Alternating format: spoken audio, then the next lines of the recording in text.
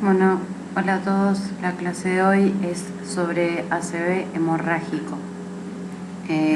Lo que se busca abordar con esta clase es todas las causas de hemorragia intracraneal que no sean de causa traumática. El ACV hemorrágico lo podemos definir como una extravasación espontánea de sangre hacia el parénquima cerebral, ventrículos o espacio subaracnoideo. Representa el 10 al 15% de los ACV y está asociado a mayor mortalidad que el ACV isquémico. Se caracteriza por un deterioro neurológico temprano, pero vamos a ver que dependiendo de la causa subyacente a esta hemorragia, podemos tener distintas presentaciones clínicas y vamos a tener un paciente distinto, tanto por sus antecedentes como su edad. El método inicial para evaluar esta patología es la tomografía sin contraste, ¿sí? Que lo que busca es identificar la presencia de sangre. La angiotomografía se va a realizar cuando se sospecha una causa secundaria y también va a depender de la causa secundaria que nosotros estemos sospechando, que lo vamos a ver más adelante. Y la resonancia se solicita especialmente cuando se sospecha de un tumor como la causa subyacente del sangrado. Este cuadro lo que muestra es la apariencia de la hemorragia en los distintos métodos, en este caso en tomografía y resonancia. En tomografía lo que vamos a ver en las fases hiperagudas y agudas es una imagen hiperdensa correspondiente al hematoma, que con el tiempo de evolución va a ir disminuyendo la densidad del mismo hasta llegar a una fase crónica, ya con semanas de evolución, donde vamos a ver una imagen más pequeña de lo que ocupaba el hematoma y con menor densidad, un hipodenso y en rango líquido cefalorraquídeo. En cuanto a la resonancia es un poco más complejo, pero para entender un poco por qué tenemos distintas imágenes en las secuencias o en resonancia, esto se debe a que hay factores que influyen en la apariencia, como la secuencia, el estado de oxigenación de la hemoglobina y la disposición del contenido del glóbulo rojo, ya sea intracelular o extracelular, que es lo que está marcado en el cuadro, ¿sí? Las fases del hematoma según la evolución. ¿Por qué influye la oxigenación de la hemoglobina en la imagen? Esto se debe a que la molécula de heme contiene una molécula de hierro en distintos estados y de distinta distribución, si se encuentra en el espacio intracelular o en el extracelular, o sus productos de degradación como la hemosiderina y la ferritina dentro de los macrófagos para la eliminación, van a tener distinta capacidad magnética, que es lo que va a influir en la imagen en resonancia. Y se ve de distinta manera en T1 y en T2, que es lo que está explicado en el cuadro, y para hacerlo más didáctico lo dejo para que lo tengamos en cuenta y pongo un poco más de énfasis en lo que es la imagen en tomografía, ya que es lo que nosotros vemos día a día y en la urgencia. Bueno, se estableció una clasificación de las hemorragias según la causa sea primaria o sea secundaria. Entre las causas primarias tenemos la vasculopatía hipertensiva, que es la causa más frecuente de hemorragia intracraneana, y la angiopatía amiloide. Dentro de las causas secundarias podemos hablar de causas estructurales y de causas no estructurales. De las estructurales podemos mencionar las vasculares, como la ruptura de aneurisma, las malformaciones arteriovenosas o la fístula arteriovenosa oral, los tumores, la transformación hemorrágica del ACV isquémico y secundaria trombosis de senos venosos o de venas corticales. Y en cuanto a lo no estructural, pueden ser sangrados como producto de infecciones, de coagulopatías o de drogas, el consumo de drogas simpático-miméticas. Para hablar de la vasculopatía hipertensiva, podemos decir que, como dije antes, la causa más frecuente de ACV hemorrágico está asociado a una historia de hipertensión de larga data, que suele ser mal controlada. Va a afectar arterias de mediano calibre o de pequeño calibre, sobre todo de mediano calibre, como las arterias ventriculoestriadas, ramas de la arteria cerebral media, las arterias talámicas de la arteria comunicante posterior y cerebral posterior, y las arterias perforantes de la arteria basilar. Esto nos va a orientar la localización anatómica hacia la etiología, debido a los vasos que mencioné recién, que son los que están afectados en la vasculopatía hipertensiva. Como vemos en el gráfico, la más frecuente que se presenta es la hemorragia putaminal, ¿sí?, donde están afectadas las arterias ventriculoestriadas. Está seguido por igual frecuencia las hemorragias talámicas y las lobares subcorticales. Y luego tenemos más o menos en un porcentaje las hemorragias pontinas, que son las que están dadas por la afectación de las arterias perforantes de la arteria basilar, y las hemorragias cerebelosas. En las imágenes que vemos tenemos cortes axiales de tomografía. Desde la izquierda a la derecha lo que vemos son una tomografía sin contraste, una angiotomografía y una tomografía posterior a la realización de la angio. En la primera imagen, en la de la izquierda, lo que vemos es la presencia del sangrado, que es un sangrado a nivel de los ganglios de la base, que es bastante extenso, con un halo hipodenso que nos marca el edema perilesional. ¿Sí? Tenemos desviación de la línea media. Después de la realización de la angiotomografía, que hay que destacar que en estos casos, cuando identificamos este tipo de sangrado, que es muy característico de la vasculopatía hipertensiva, no se realiza una angiotomografía.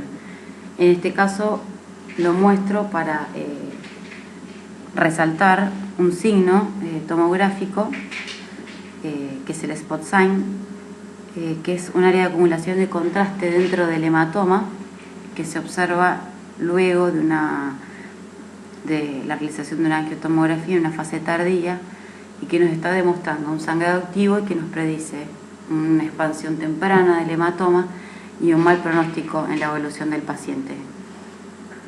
En la angiotomografía lo que está señalando la flecha es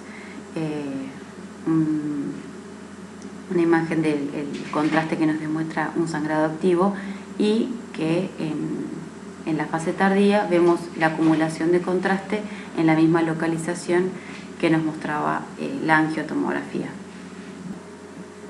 La otra de las causas primarias del ACV hemorrágico es la angiopatía amiloide, que es una enfermedad de pequeños vasos que está causada por el depósito de proteína beta amiloide en la túnica media de los vasos leptomeningios y corticales cerebrales, lo cual debilita las paredes de los vasos y predispone las hemorragias. Afecta a pacientes añosos y la localización va a ser más bien lobar o superficial, ¿sí? A diferencia de lo que es la angiopatía hipertensiva, que va a presentar hemorragias profundas. En las imágenes vemos a la izquierda un corte axial de tomografía sin contraste, y a la derecha de resonancia, una secuencia GRE. En la tomografía sin contraste podemos identificar el hematoma intraparenquimatoso parietal izquierdo, que está señalado con la flecha amarilla, y en la imagen de resonancia vemos ese hematoma que tiene un centro preeminentemente isointenso con un halo hipointenso, y lo que está señalado con el óvalo rojo es pequeñas imágenes hipointensas que nos están indicando microsangrados, que son imágenes características de la angiopatía amiloide, ya que no es la única imagen que podemos encontrar en esta patología, un hematoma intraparenquimatoso grande, sino que podemos ver imágenes de microhemorragias, que solo los vamos a detectar en resonancia y con este tipo de secuencias que son sensibles a la detección de los productos de degradación de la hemoglobina, como el hierro, y nos orientan hacia la etiología de la angiopatía amiloide, ya que son imágenes específicas, bastante específicas de esta patología. Para empezar a hablar de las causas secundarias del sangrado, y dentro de las causas estructurales vamos a hablar de las vasculares, que como había mencionado antes puede ser producto de una ruptura neurismática, de una malformación arteriovenosa, de una fístula arteriovenosa oral. El más frecuente de las causas de sangrado es una ruptura neurismática. El aneurisma es una dilatación sacular de la pared de la arteria, donde se encuentra debilitada, y esto conlleva un riesgo de sangrado. Generalmente se va a manifestar como una hemorragia subaracnoidea, un hematoma intraparenquimatoso, cuya localización también nos va a orientar hacia esta etiología. La hemorragia subaracnoidea, las cisternas peritroncales, nos van a orientar hacia una etiología de una ruptura neurismática, sobre todo de la circulación anterior, que son los más frecuentes. En el paciente que vamos a tener en este caso va a ser un paciente que puede ser de cualquier edad y que llega a la guardia con un motivo de consulta como una cefalea intensa, que característicamente se dice refiere como el peor dolor de cabeza de su vida. En las imágenes que vemos, las tres imágenes, desde la izquierda a la derecha, vemos una tomografía sin contraste, una angiotomografía en el centro y a la derecha una reconstrucción, ¿sí?, de los vasos. En la tomografía sin contraste vemos presencia abundante de hemorragia subaracnoidea, presencia de sangre en las cisternas peritroncales, también intraventricular, ¿sí? Con esta localización tenemos que tomar la conducta de realizar una angiotomografía, ¿sí?, para ver la presencia del aneurisma. Tener que tener la alta sospecha con esta imagen. En este caso, la angiotomografía, lo que señala la flecha es una dilatación, la arteria cerebral anterior, derecha, que está confirmada con la reconstrucción donde se ve esta dilatación sacular. La escala de Fisher modificada lo que trata de hacer es cuantificar la cantidad de hemorragia subaracnoidea y de la presencia de sangre en el interior de los ventrículos para predecir el riesgo de vasoespasmo y obviamente conlleva un peor pronóstico del paciente, y se utiliza en los casos de las rupturas aneurismáticas como causa subyacente de la hemorragia subaracnoidea. Otra de las causas vasculares de los sangrados son las malformaciones arteriovenosas y la fístula arteriovenosa. A la derecha vemos imágenes de tomografía sin contraste y una angiotomografía con proyección de máxima intensidad en un paciente pediátrico. Las malformaciones arteriovenosas son comunicaciones entre una arteria y una vena sin una red capilar interpuesta, sino que presenta un nido vascular.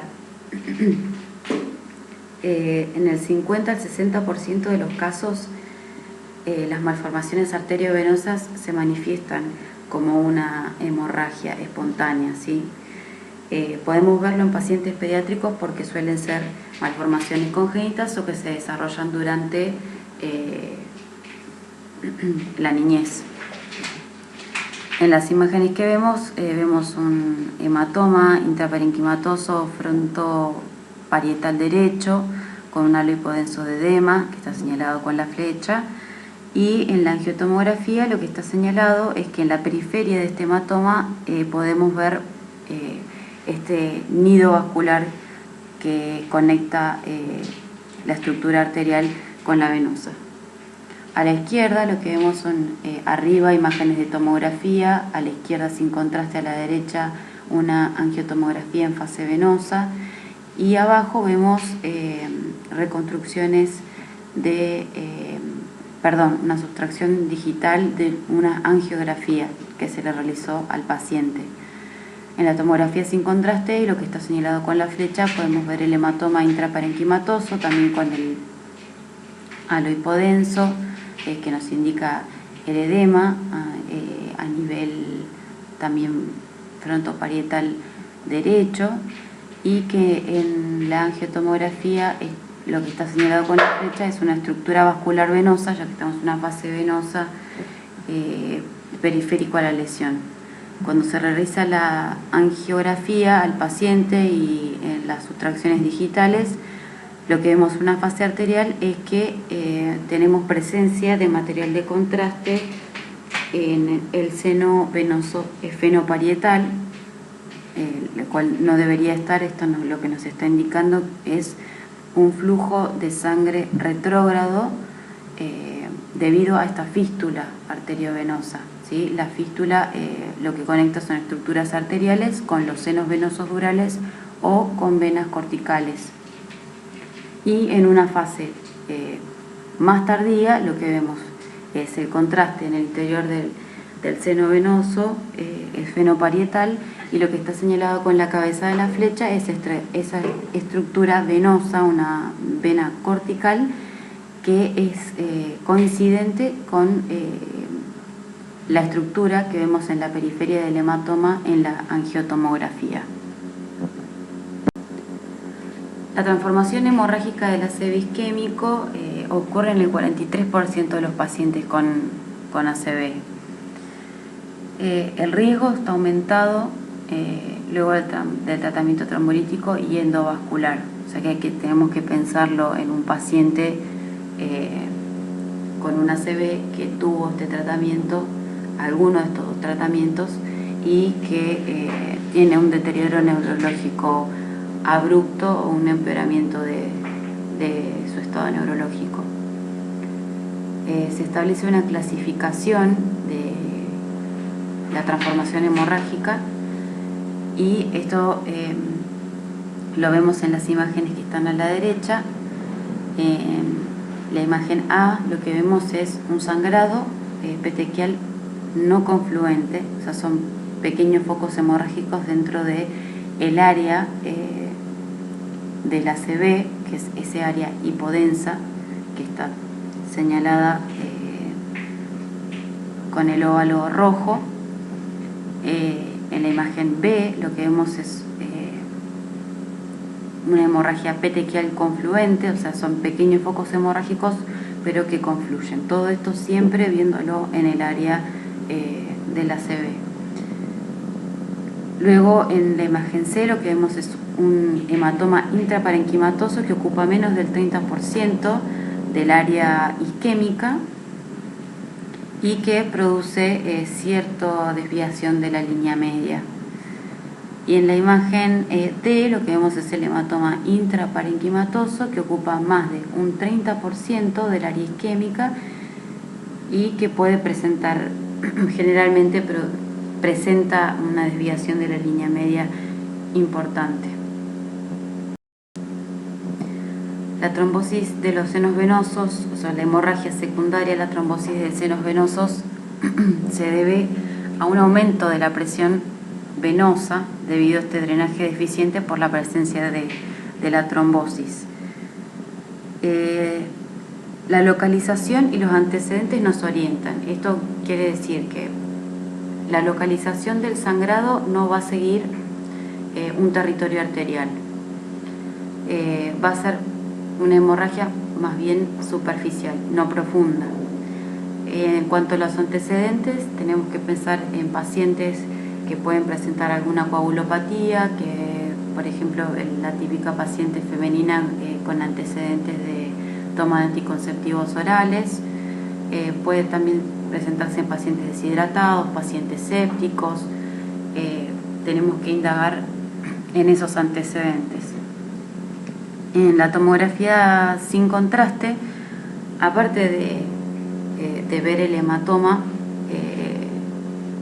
que es lo que está señalado en la imagen de la izquierda con una flecha amarilla, vemos el halo hipodenso de edema importante que está señalado con la flecha roja y la desviación de la línea media con la flecha verde y la desviación de la línea media que está señalada con la flecha roja. Lo que tenemos que buscar es, en la tomografía sin contraste, es una hiperdensidad del seno venoso adyacente al hematoma. Al realizarse una angiotomografía, como vemos, una tomografía con contraste, como vemos en la imagen de la derecha, lo que se está señalando, se está queriendo remarcar con las flechas, es la presencia de contraste en el interior del seno venoso a la izquierda, y vemos un defecto de relleno en el seno venoso de la derecha, que es lo que nos confirma la trombosis del seno. Por último, para recordar, cuando nos llamen por algún paciente de la guardia a otro hospital, generalmente nos van a contar de un paciente que después del inicio de los síntomas va a presentar un deterioro neurológico temprano. Es importante que también indaguemos con el profesional que nos llama sobre los antecedentes del paciente y la edad, ya que eso nos va a orientar a la etiología, así también como la localización del sangrado. Y es importante, como había dicho antes, que ante la sospecha de una causa vascular subyacente al sangrado, realizar una angiotomografía para poder identificar o hacer un diagnóstico más preciso que va a orientar hacia la terapéutica del paciente. Muchas gracias.